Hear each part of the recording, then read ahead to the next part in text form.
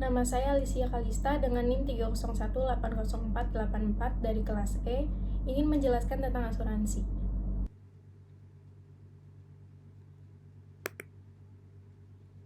Pengertian.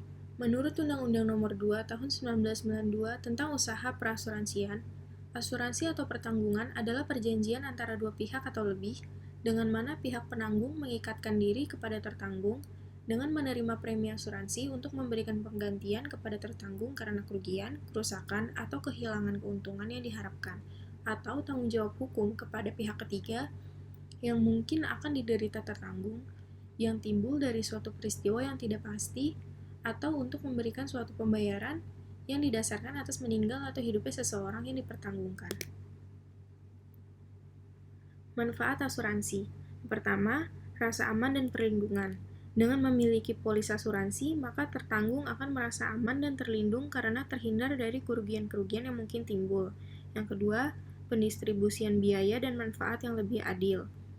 Ketiga, ada sebagai jaminan untuk memperoleh kredit berfungsi sebagai tabungan, alat penyebaran resiko kepada penanggung, membantu meningkatkan kegiatan usaha. Asuransi dapat mengurangi risiko sehingga tertanggung akan melakukan investasi atas suatu kegiatan usaha. Risiko adalah ketidakpastian dari kerugian finansial atau kemungkinan terjadi kerugian, yang berarti belum tentu akan benar-benar terjadi kerugian finansial karena masih diharapkan pada unsur ketidakpastian atau kemungkinan. Ketidakpastian dapat dibedakan menjadi yang pertama ada ketidakpastian ekonomis, yaitu ketidakpastian dari kebijakan ekonomi yang pada gilirannya mempengaruhi konsumsi, harga, atau perkembangan teknologi. Lalu ada ketidakpastian yang berkaitan dengan alam, yaitu ketidakpastian akan terjadinya badai, banjir, kebakaran, atau bencana alam lainnya. Yang ketiga ada ketidakpastian yang manusiawi, yaitu ketidakpastian terhadap terjadinya perang, pembunuhan, pencurian, dan sebagainya. Jenis-jenis resiko. Yang pertama ada risiko murni atau pure risk, suatu risiko yang bila mana terjadi akan memberikan kerugian dan apabila tidak terjadi tidak menimbulkan kerugian dan tidak memberikan keuntungan. Contohnya, mobil yang mungkin tertabrak. Jika benar terjadi, maka pemilik akan mengalami kerugian, tetapi jika tidak terjadi, pemilik tidak menerima keuntungan. Yang kedua ada risiko spekulatif atau speculative risk, risiko yang berkaitan dengan terjadinya dua kemungkinan, yaitu peluang mengalami kerugian finansial atau peluang memperoleh keuntungan. Perbedaan dengan risiko murni adalah jika risiko murni antara terjadi kerugian atau tidak terjadi sama sekali. Sedangkan risiko spekulatif antara terjadi kerugian atau terjadi keuntungan. Contohnya seperti membeli undian, dapat kemungkinan menang, mendapat keuntungan, atau kalah mengalami kerugian. Yang ketiga ada risiko individu atau individual risk. Risiko yang dihadapi dalam kehidupan sehari-hari. Contohnya, risiko dalam memiliki mobil, membeli rumah, melakukan investasi apartemen yang akan menimbulkan kerugian keuangan. Risiko individu dapat dibagi menjadi 3 macam risiko. Yang pertama, risiko pribadi atau personal risk, risiko yang mempengaruhi kapasitas atau kemampuan seseorang memperoleh keuntungan. Dapat disebabkan oleh mati muda, uzur, cacat fisik, dan kehilangan pekerjaan. Yang kedua ada risiko harta atau property risk, risiko terjadinya kerugian keuangan apabila kita memiliki suatu benda atau harta, yaitu adanya suatu peluang harta tersebut untuk hilang, dicuri, atau rusak. Kehilangan harta ini dibagi menjadi 2 jenis, yaitu kerugian langsung, di mana terjadi ketika harta kita hilang atau rusak, dan kerugian tidak langsung, di mana kerugian yaitu keluarnya uang atau biaya tambahan terjadi akibat kerugian asal. Contohnya, terjadi pencurian mobil, maka harus mengeluarkan biaya untuk transportasi yang lebih mahal. Yang ketiga ada risiko tanggung gugat atau liability risk. Risiko yang mungkin kita alami atau derita sebagai tanggung jawab akibat kerugian atau lukanya pihak lain. Contohnya, harus membayar ganti rugi sebagai biaya berobat akibat menabrak seseorang di jalan. Cara penanganan risiko. Pertama, menghindari risiko atau risk avoidance, yaitu dengan tidak melakukan kegiatan yang mengandung risiko atau kemungkinan terjadi kerugian. Yang kedua, ada mengurangi risiko atau risk reduction, hal yang dilakukan untuk memperkecil risiko kerugian yang mungkin terjadi. Lalu ada retensi risiko atau risk retention, yaitu menyadari akan risiko yang dimiliki tetapi memutuskan untuk tidak melakukan apa-apa terhadap risiko tersebut. Selanjutnya, membagi risiko atau risk sharing. Ketika suatu risiko tidak bisa dihindari, kita dapat membagi risiko dengan pihak lain.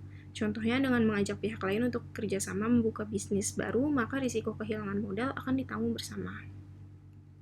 Terakhir ada mentransfer risiko atau risk transfer, yaitu memindahkan risiko kerugian pada pihak lain, biasanya kepada perusahaan asuransi yang bersedia dan mampu memikul beban risiko. Prinsip-prinsip asuransi disebut juga doktrin asuransi. Pertama, insurable interest, yang pada prinsipnya merupakan hak hukum untuk mempertanggungan suatu risiko yang berkaitan dengan keuangan, yang diakui sah secara hukum antara tertanggung dan sesuatu yang dipertanggungkan. Lalu ada utmost good faith, dalam menetapkan suatu kontrak atau persetujuan harus dilakukan dengan itikat baik, yaitu tertanggung dan penanggung tidak menyembunyikan hal yang dapat menimbulkan kerugian bagi pihak lain. Lalu ada indemnity, merupakan prinsip ganti rugi oleh penanggung terhadap tertanggung, yaitu dengan mengembalikan posisi finansial tertanggung setelah terjadi kerugian seperti pada posisi sebelum terjadi kerugian tersebut.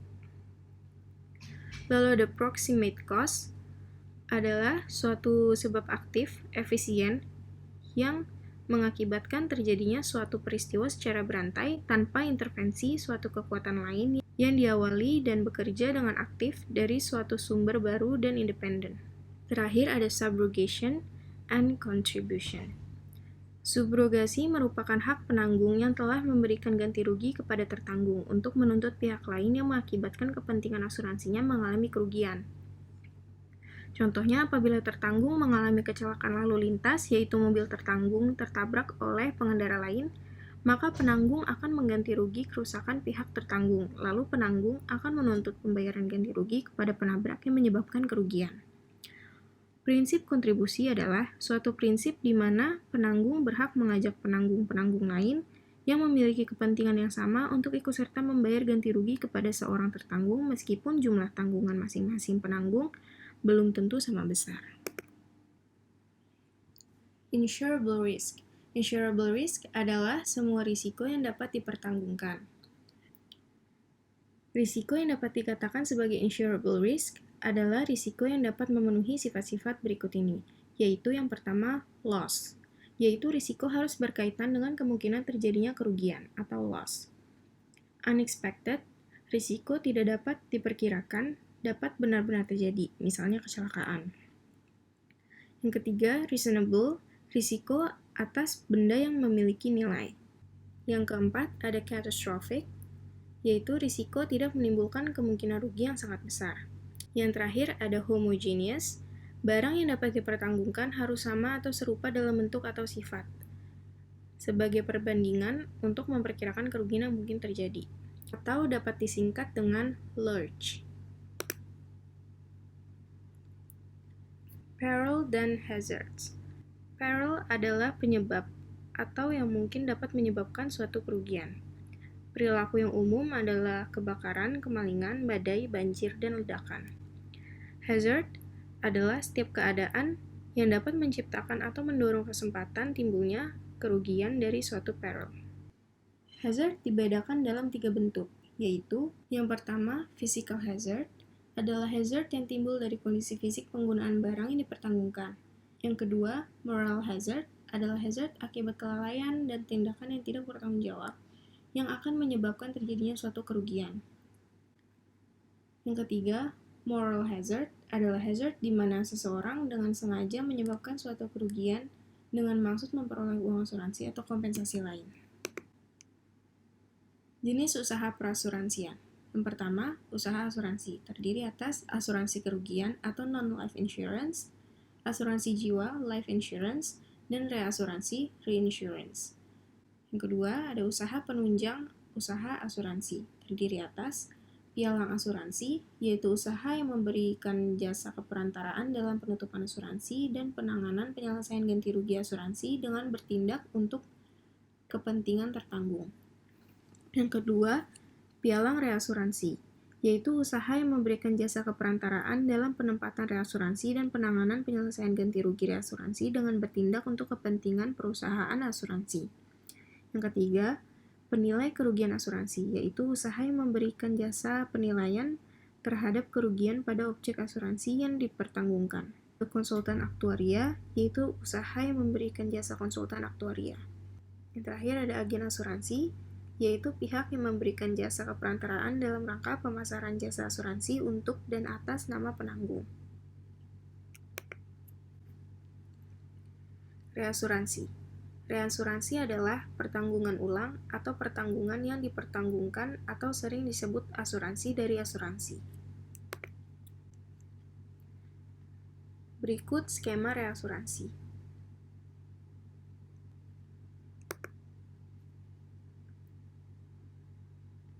Fungsi reasuransi yaitu meningkatkan kapasitas akseptasi, alat penyebaran risiko, meningkatkan stabilitas usaha, meningkatkan kepercayaan. Jenis reasuransi yaitu treaty, facultative reinsurance, dan hybrid.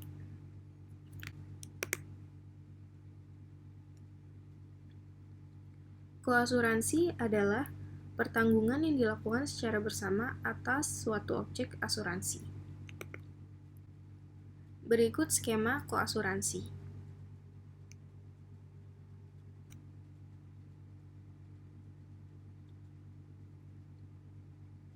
Kontrak asuransi dinyatakan dalam bentuk polis terdiri atas 4 bagian terpisah, yang dapat disingkat dengan DICE, yaitu Declarations, merupakan suatu pernyataan yang bersifat informasi mengenai risiko yang akan diasuransikan dan digunakan sebagai dasar untuk menetapkan premi dari penerbitan polis.